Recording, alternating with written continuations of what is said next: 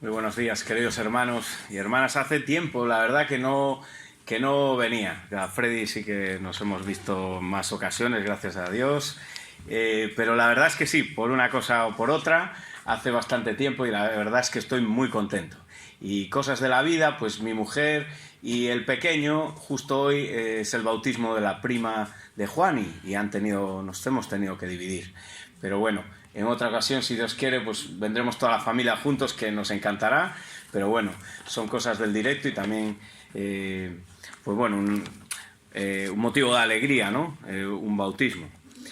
Bueno, pues sí, la verdad es que el texto de hoy, la verdad es que sí, el que viene es un poquito más complicado, hay algún reto. Pero hoy vamos a tener un reto importante, varios retos vamos a tener. La palabra del Señor nos va a retar, como siempre, y hoy empezamos un bloque que habla, porque estáis siguiendo expositivamente Primera de Pedro, que además os felicito, y tiene esta cuestión, que cuando uno estudia expositivamente llega el texto que no está de moda o no nos gusta tanto, pero lo vamos a ver. Entonces no nos saltamos partes de la palabra porque sean mejores o peores, nos va a tocar coger el toro por los cuernos, como se suele decir. Así que entramos en un bloque en el que el Señor, a través de Pedro, nos habla acerca del sufrimiento del creyente.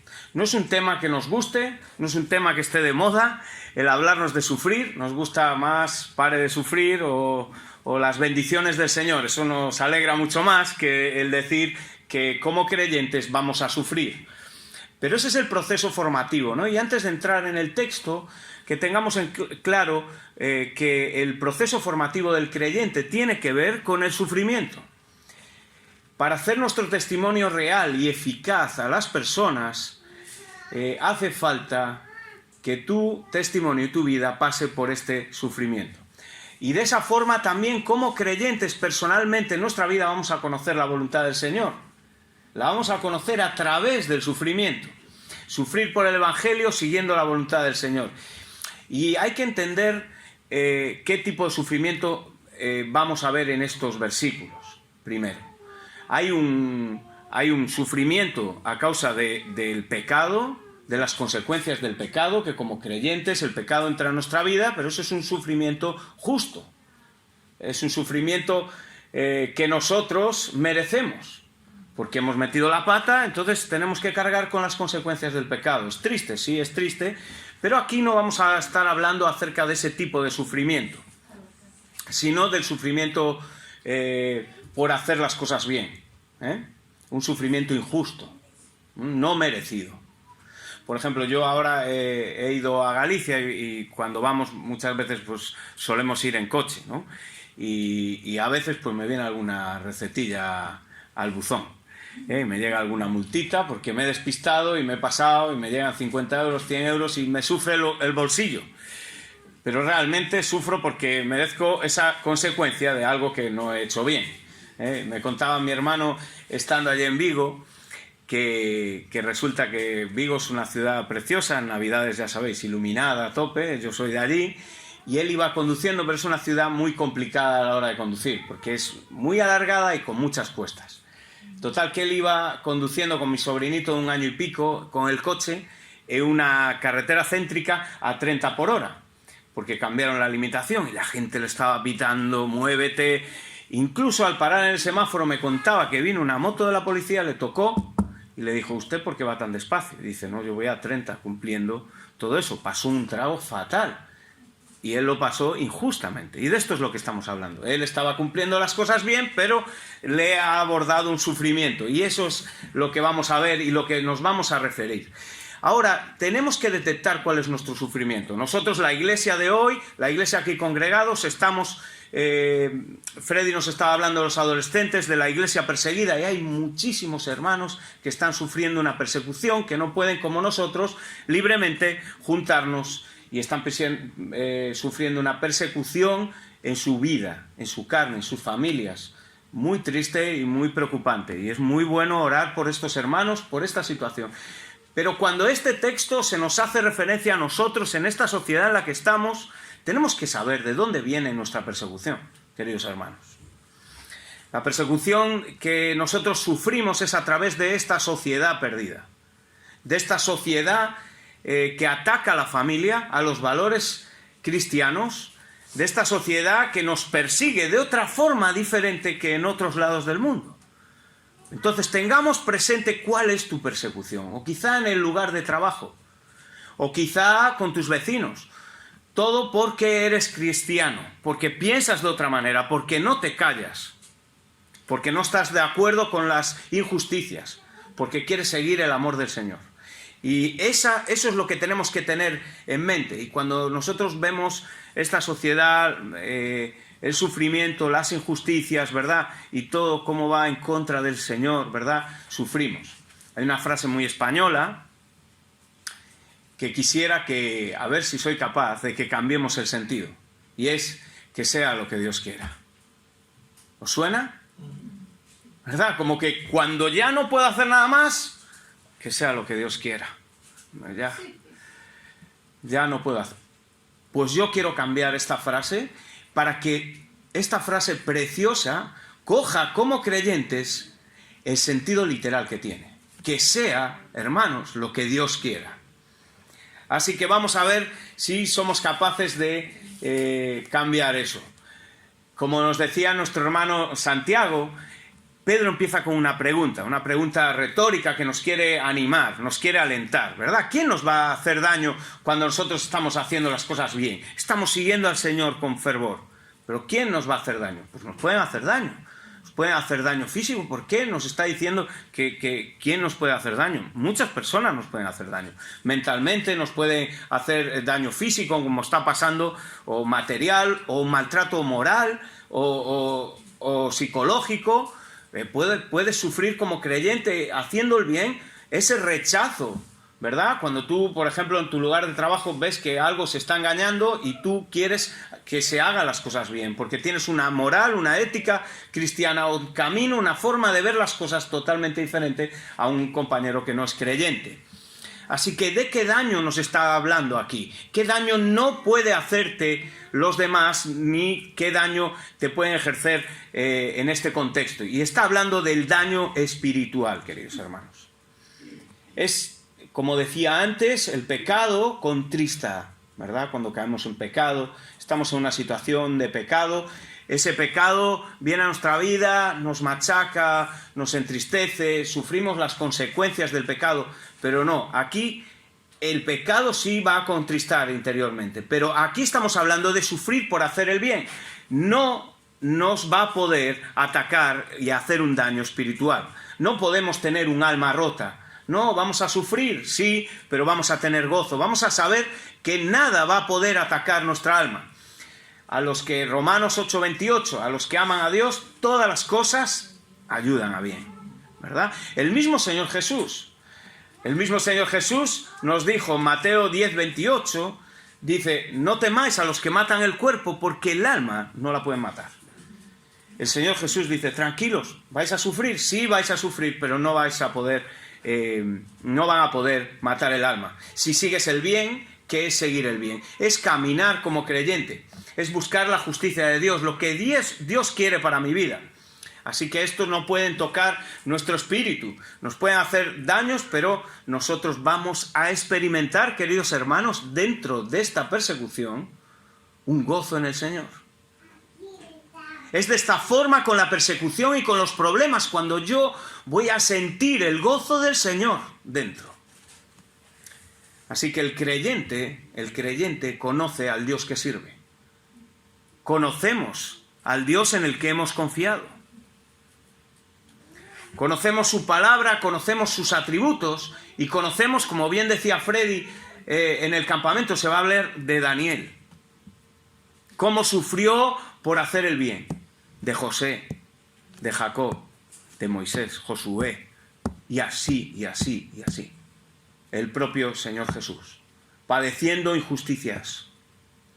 El apóstol Pablo o el apóstol Pedro, que está escribiendo aquí. Siendo luego, muriendo de una forma o de otra, mártir por causa de Jesús. Este Pedro que nos está diciendo, ¿quién te va a poder hacer daño? Aferrados a las promesas de Dios. Por eso es muy importante descansar en quién es Cristo. No en nosotros, sino en este Cristo en el que nosotros hemos confiado. Descanso en el buen pastor. Ese buen pastor que su vida da por sus ovejas. Por ti y por mí, querido hermano. Así que, como dice en Gálatas 2:20, ese Señor que me amó y se entregó por mí.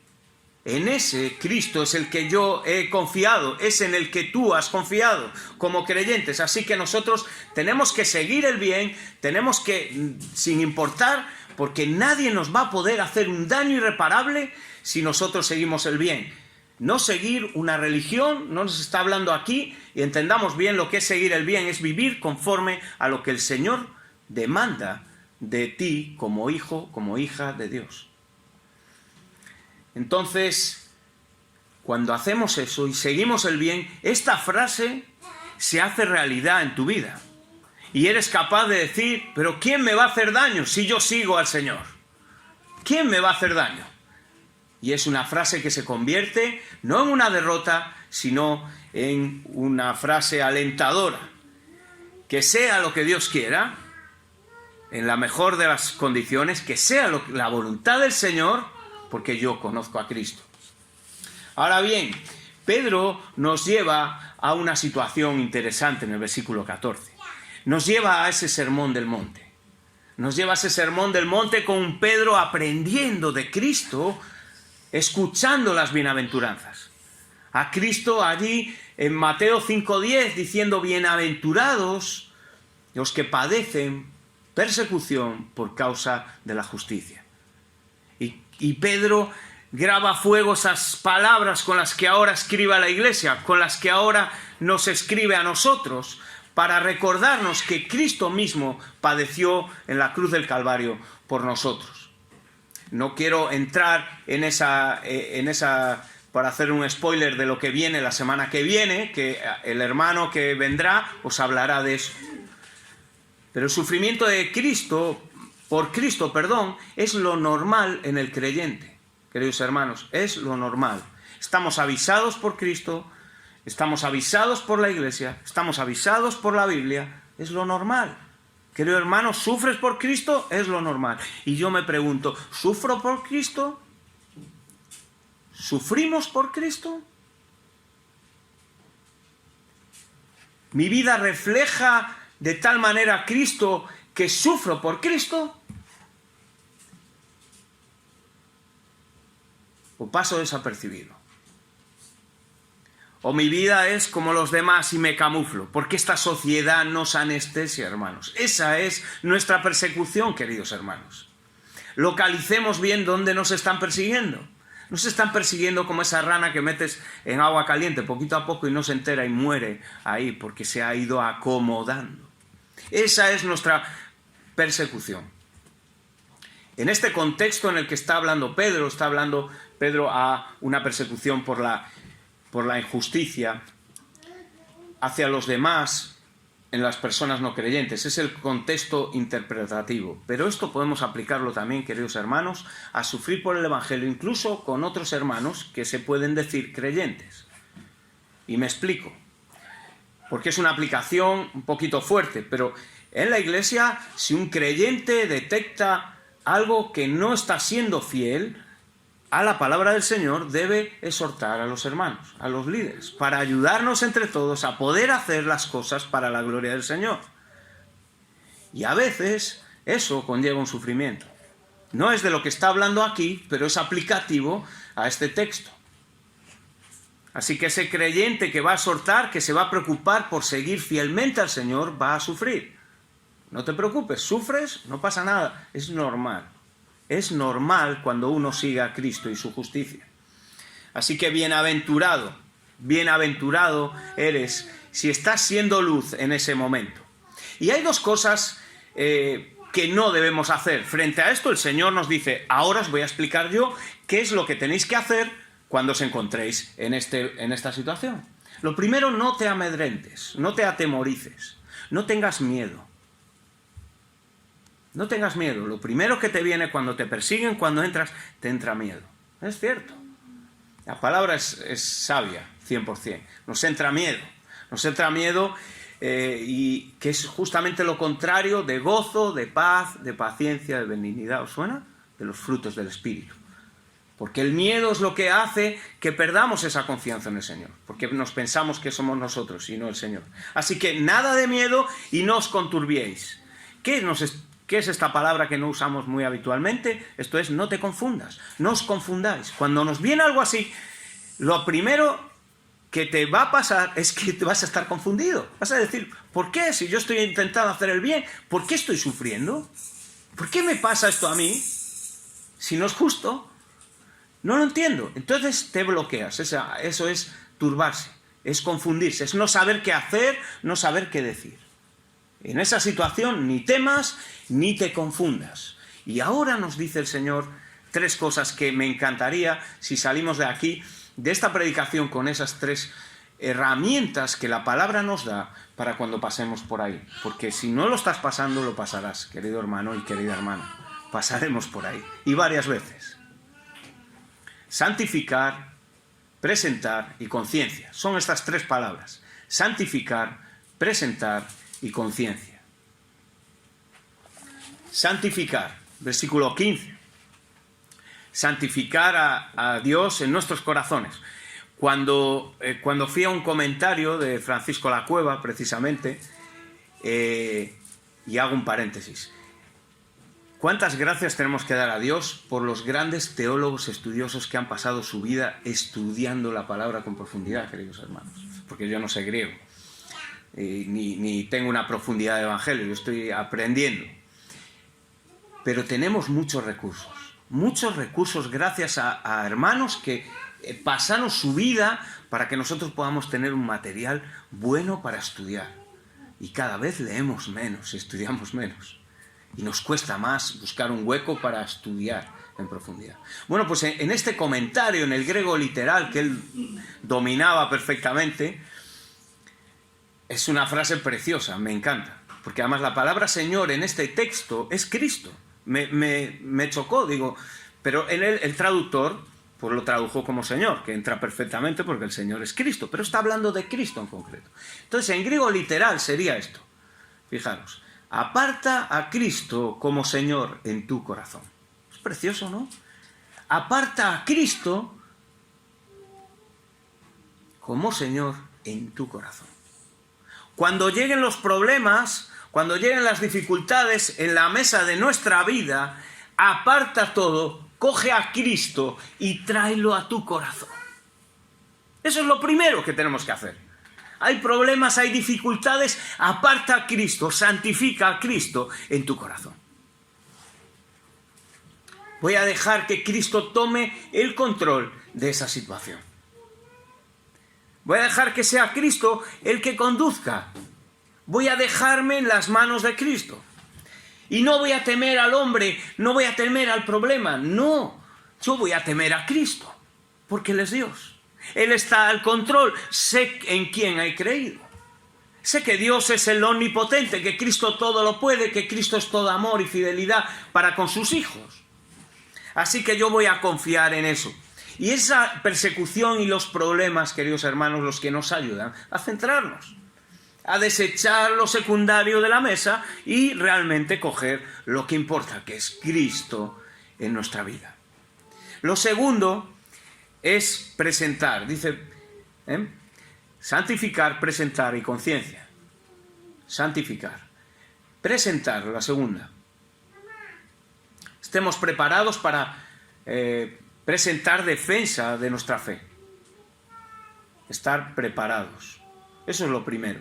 La defensa de la fe es la apologética, una rama de la teología que nos enseña a defender lo que creemos, nuestra base, nuestra doctrina, así explicado rápidamente, ¿vale? Lo que sabemos, la fe, y esta conlleva varias ramas y varios tipos de defensas, ¿vale? Científica, hay un montón de ellas que defienden y racionalizan lo que nosotros creemos con unos datos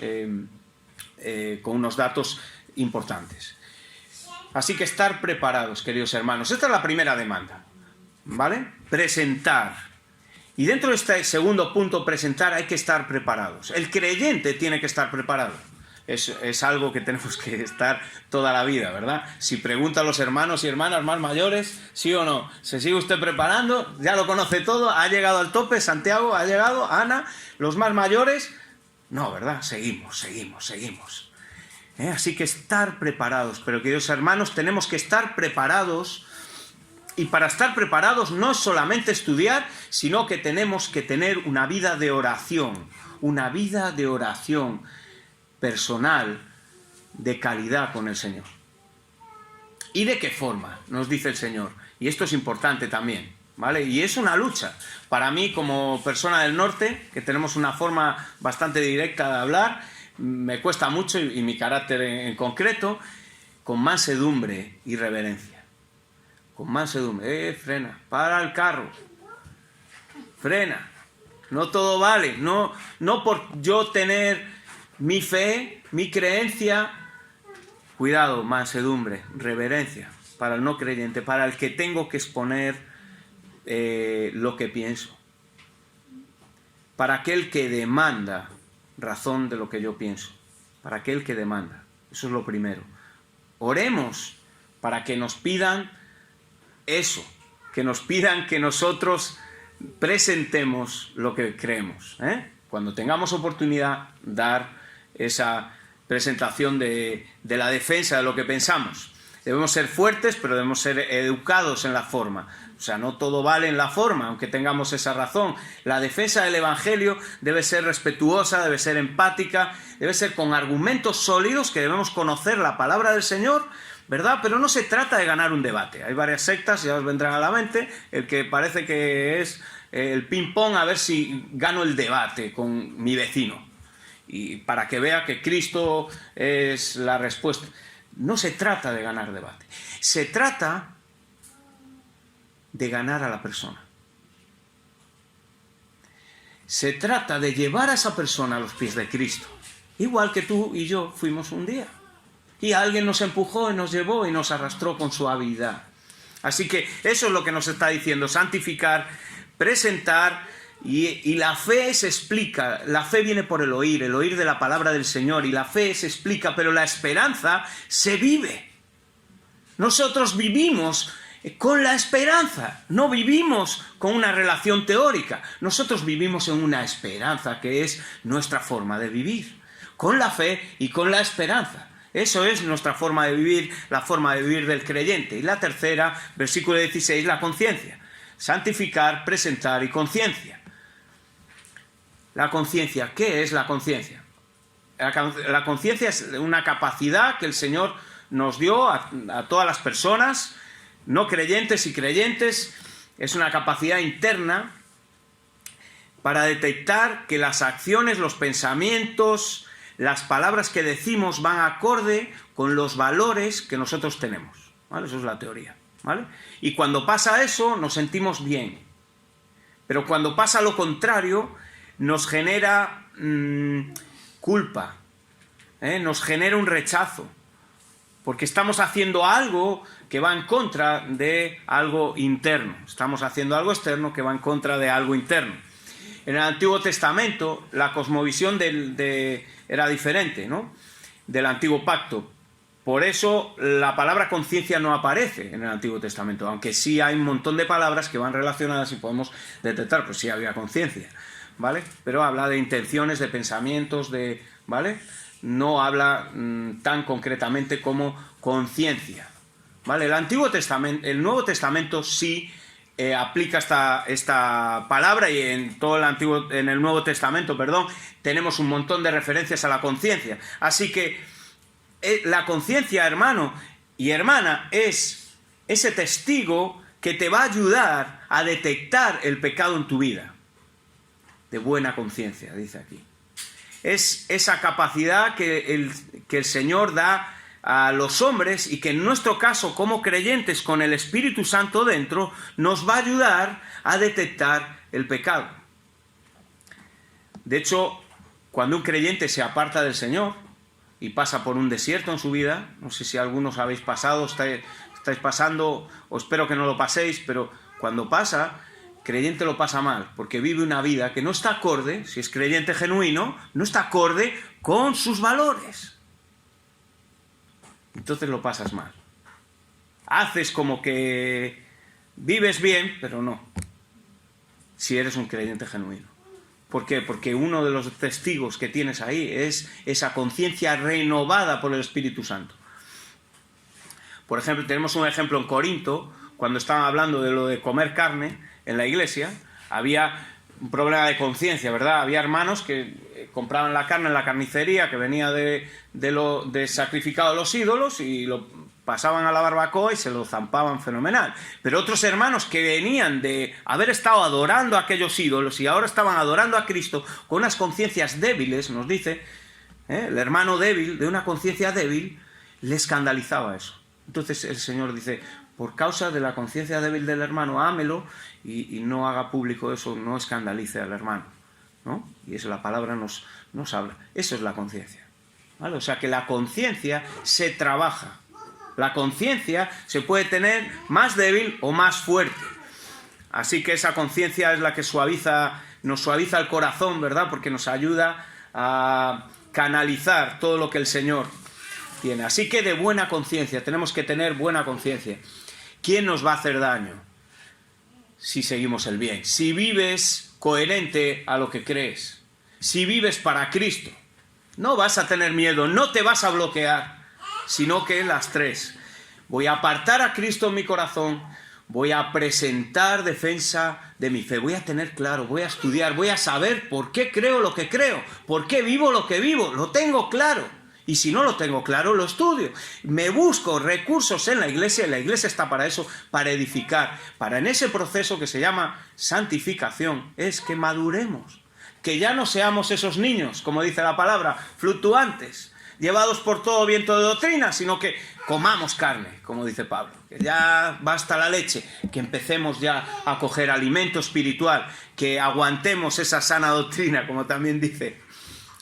Así que versículo 16 nos dice que serán avergonzados a causa de nuestra conciencia, ¿verdad? A causa del estilo de vida, por la buena conducta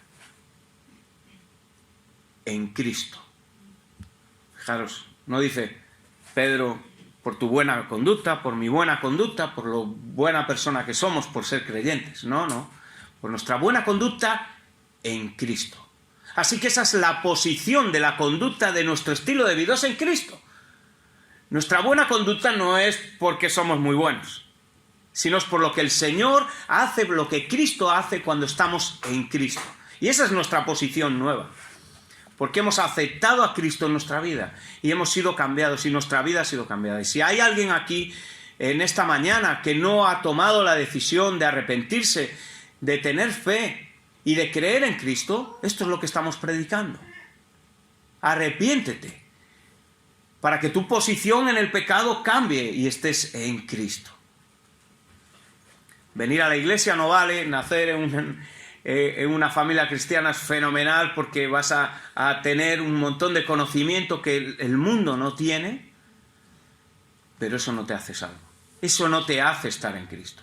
Así que nuestra buena conducta es lo que va a hacer, lo que va a dar esa luz que va a dar al mundo y va a molestar, y por eso tenemos estos problemas y persecuciones. En verano mi hijo va a hacer 4 años. A medianoche él se levanta a beber agua. Y entonces yo ya le dejo el agua en la mesilla para que no me despierte, pero esta semana estaba de noche estudiando. Y entonces se levantó, papá, agua. Y fuimos a la cocina, encendí la luz y hizo así, ¡no, apaga! ¡Que no aguanto! ¿Somos luz para el no creyente así? Somos esa luz que molesta. Y por eso sufrimos. O está debajo del almuz, para que no alumbre mucho. Hace muchos años, un amigo mío de trabajo, ateo, muy ateo además, de hecho, regalé unas Biblias en diciembre a los compañeros de trabajo, imaginaros el cachondeo, y él lo tiró a la papelera, no delante mía, pero yo luego lo vi, me tiró la Biblia, luego la cogí y se la regalé a otros, no pasa nada. Pero Pero fijaros hasta dónde, si esto es para... no es lo normal y natural, no le interesaba.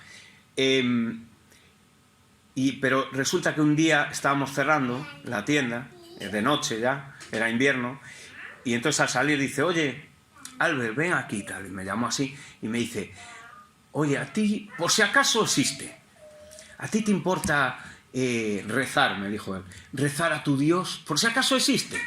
Él es ateo, porque mi padre está muy malito en el hospital. Dije, claro, ven para aquí. No, aquí no, estaba avergonzado. Y me acordé de esta situación, ¿no? No sé nada más de él, no sé la verdad. Luego yo me vine a Murcia a vivir, ya llevo aquí, pues, casi 15 años. Ya. Parece que no, ya soy casi más murciano que gallego. Y se sintió avergonzado. Lloré con él, cogí el hombro y yo sé que estaba pasándolo fatal. Pero él estaba recurriendo. Qué triste, qué pena, ¿verdad? Y qué gracias tenemos que dar al Señor, porque Cristo esté en nuestra vida y podamos tener una conducta en Cristo. No porque seamos mejores, sino porque estamos en Cristo. Y es Cristo el que hace. Y el resultado final lo tenemos en el versículo 17, queridos hermanos. Ese es el resultado final. Que sea lo que Dios quiera.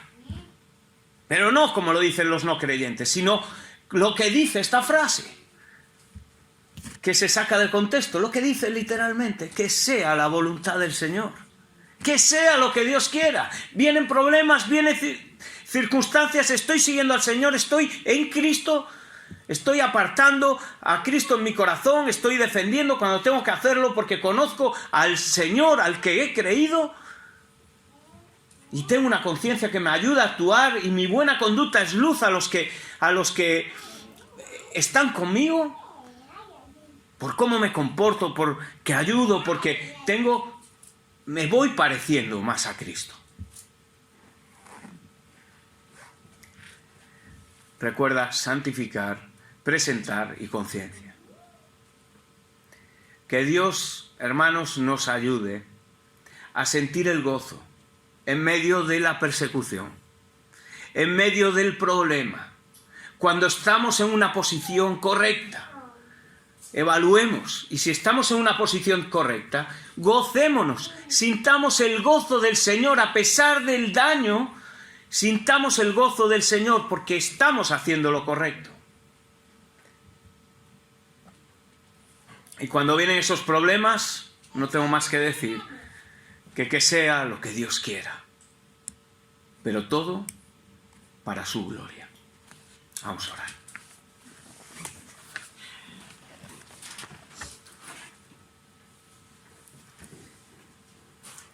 Señor y Padre, qué agradecidos estamos por tu palabra.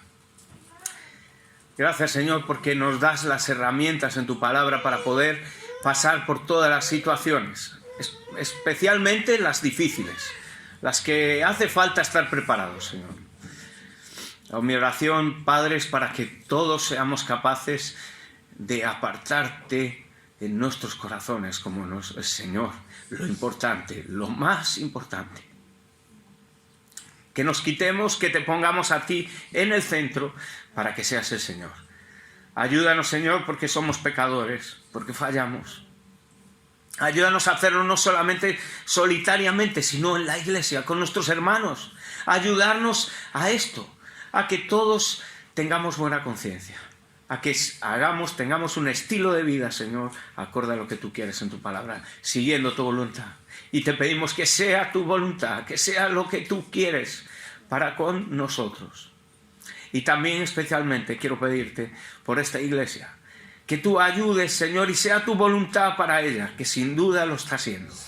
Ayúdale, Señor, a seguir en la buena conducta, en Cristo siempre, siempre contigo en el centro, Señor, y porque tú así vas a traer bendición y vas a ayudar. Y no hay problema, no hay daño, si nosotros te seguimos. En el nombre de Cristo.